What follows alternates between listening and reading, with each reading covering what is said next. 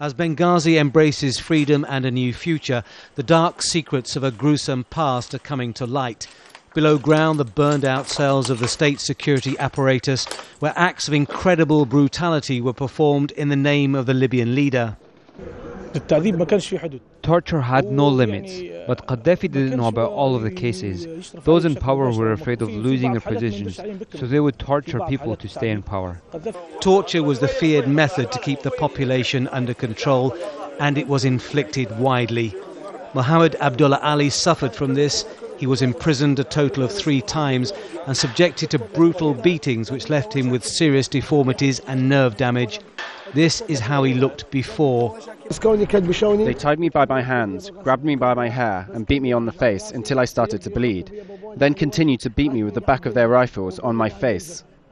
They destroyed his body, but not his spirit. Every town had state security, every town had fear. Even though the cells were below ground in the dark, the screams of the victims could still be heard on the nearby streets. The most favoured method of torturing was to hoist a victim into the air upside down and beat the soles of their feet until it was impossible for them to walk. And after a few days of such inhumane cruelty, men and women were prepared to admit just about anything. This device was used to torture several prisoners at once, strung like a washing line across the victims and used until they confessed to whatever they were accused of. 3 of Zakaria Alanjani's aunts and 4 of his uncles were tortured by state security.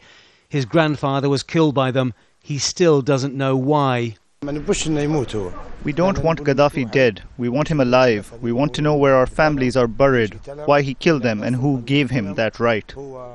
That's what many want. Benghazi has suffered before at the hands of Gaddafi's state security. 1,200 civilians were killed in 1996 after a failed rebellion against autocratic rule. Bodies disappeared. Few details were known until now. Khadija Sakhli's 27-year-old son Yusuf was shot and arrested 15 years ago. He was never seen again. Last year, the family was given a certificate stating he was dead, but no explanation.